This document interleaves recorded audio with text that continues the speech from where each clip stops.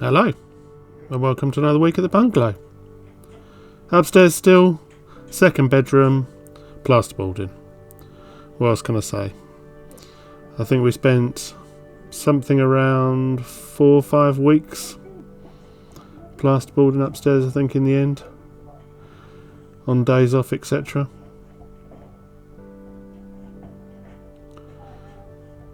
It was a literal repeating of the same thing, lifting the plasterboard and screwing to the ceiling. It did seem a bit endless, I'm not going to lie.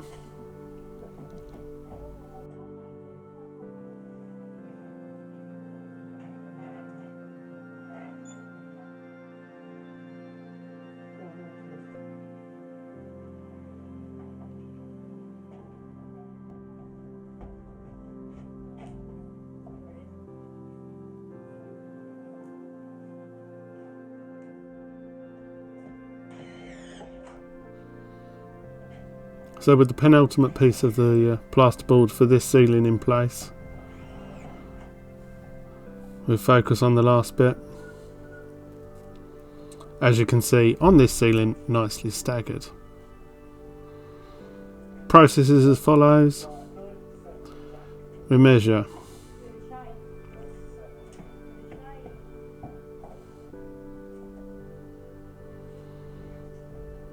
once that's done, plasterboard brought up, transfer measurement onto the plasterboard,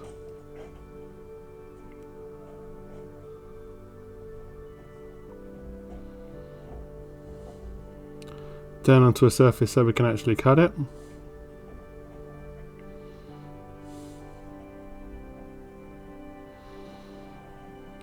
and then with the stone knife cut through first line of the paper,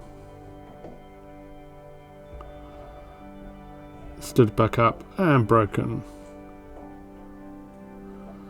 Once they've broken it, cut through the other sheet of paper,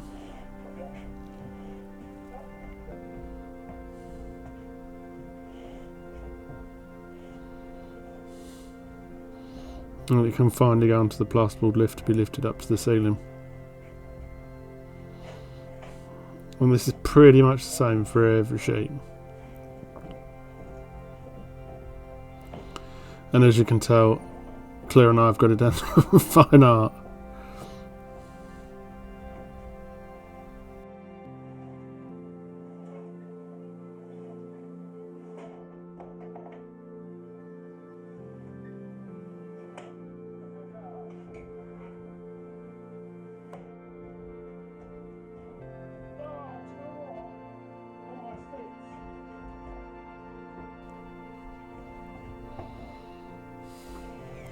So with that last piece in place, we move on to the slanted portion of the ceilings. I believe they're called skeelings, not entirely sure. These are a whole nother ball game, trying to use the plasterboard lift on these. They're sort of hooks on the edge. Then you try and square it up into its location. To be fair, a lot easier with the plasterboard lift than it would be if you're trying to manhandle it between you. I think the other option is sort of the dead man's posts or something, I think they're called. So this works a lot better. Another one of those tools to invest in if you've got a serious amount of plasterboard to do.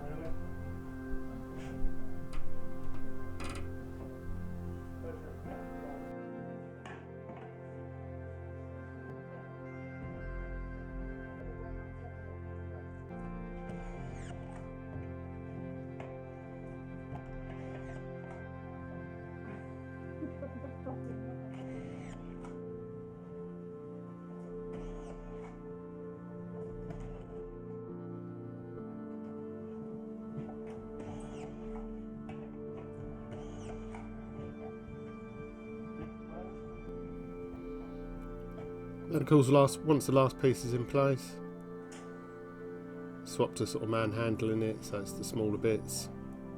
But exactly the same process. Measuring up.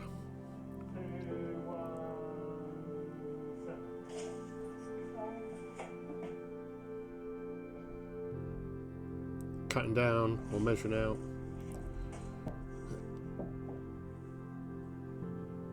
Trying to use up the offcuts, trying to be as efficient as possible with all these things. Scoring through the first sheet of paper.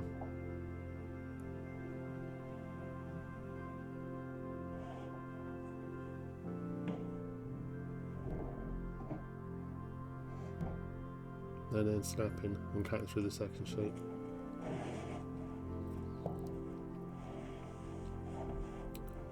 We use the pink fire rated board downstairs, makes life a lot more difficult.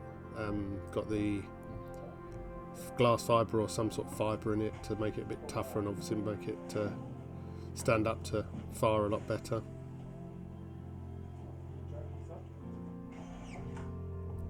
These are just held in place and then screwed in.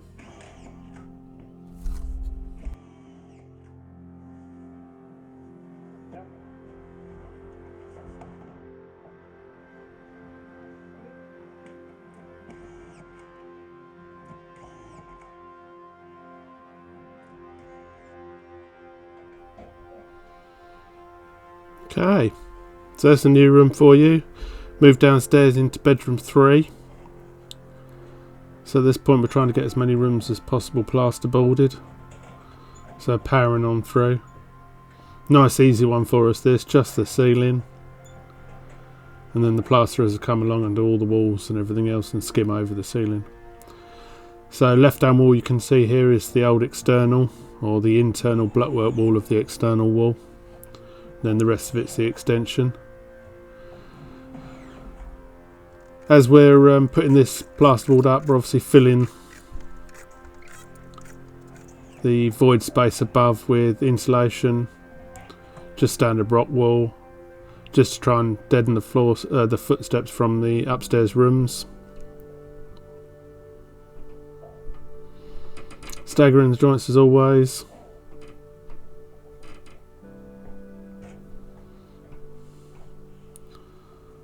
And then sometimes when there's just the little bits left, manhandle it up without using the lift.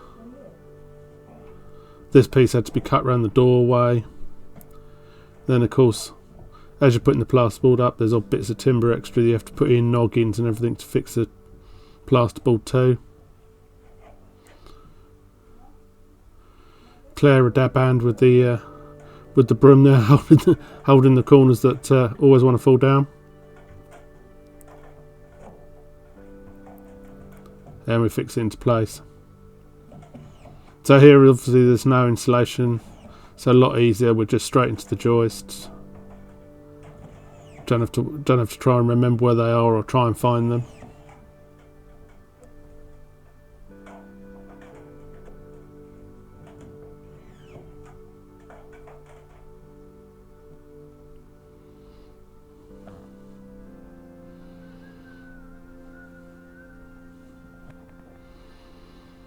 Now back on the insulation. So the whole time we're chopping and changing between jobs as to what needs to be done, catching up on different bits. This is the insulation in the sort of main family room. So there's 100mm going between the joists, and then 25 on top because this is the external deck is above. So that is the extra insulation, exactly the same as the rooms upstairs. All the external walls upstairs.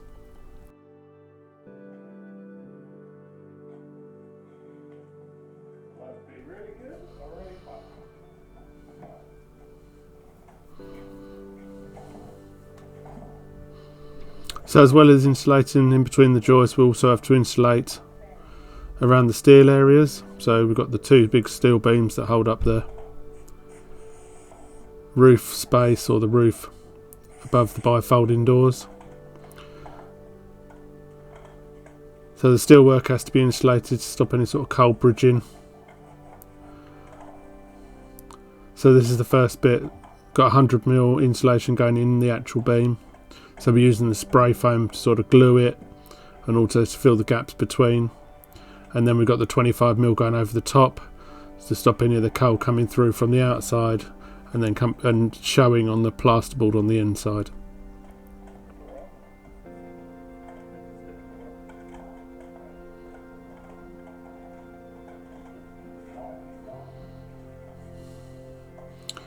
The little bits are a lot easier than the big bits. The expanding foam sort of wants to push it out, as we found in odd bits, but we did find it was easier than the construction adhesive.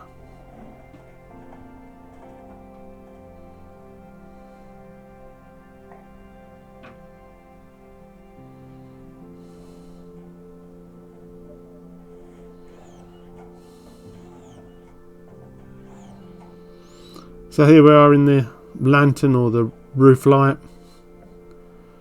We've been doing the insulation, some masks are there. Cutting it just sends all the particles up into the air, and it's absolutely awful. Plasterboard's going in just to make up the difference in heights, to get everything even, and then another sheet of plasterboard go over right the way over the top. And you can see there we've got the insulation in the sort of walls of the lantern. Once again, to stop that cold bridging, or to stop the cold air there.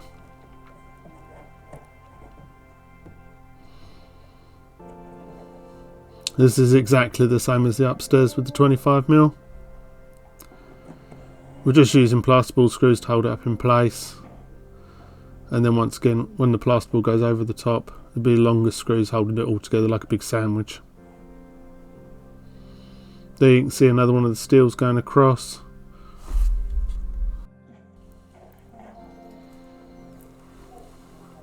And it's always nice when you put a whole sheet up. You feel like you're getting somewhere, rather than lots of chopped up bits.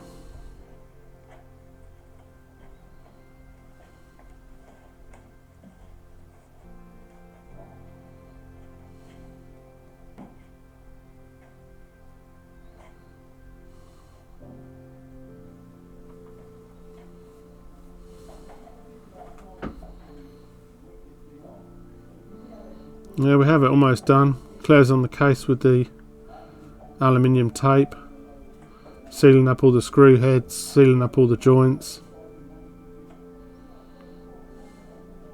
Another massively important part of it.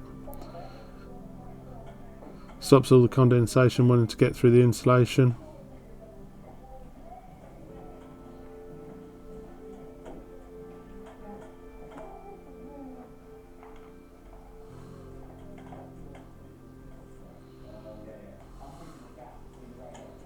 But having to do every single screw head is pretty laborious.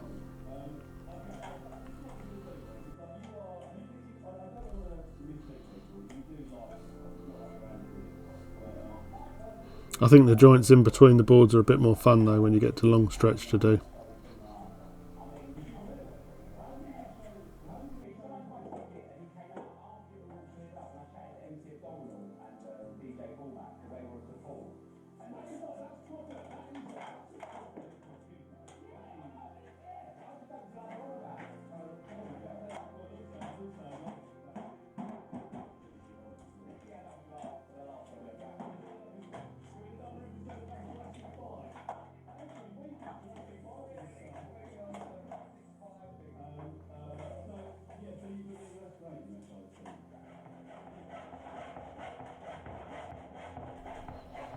I think at this stage we're coming to the end of doing the insulation. I think certainly Claire was very pleased that we were at that stage, because it's not the most pleasant of jobs. I think the plasterboard was never ending, but the insulation was just a combination of goggles and having to wear masks and everything else. It's just unpleasant, and it gets absolutely everywhere and makes you itch. So plasterboard round steel, so this has had the insulation over it, and then the plasterboard goes on to cover it up and give the plasterer something to skim.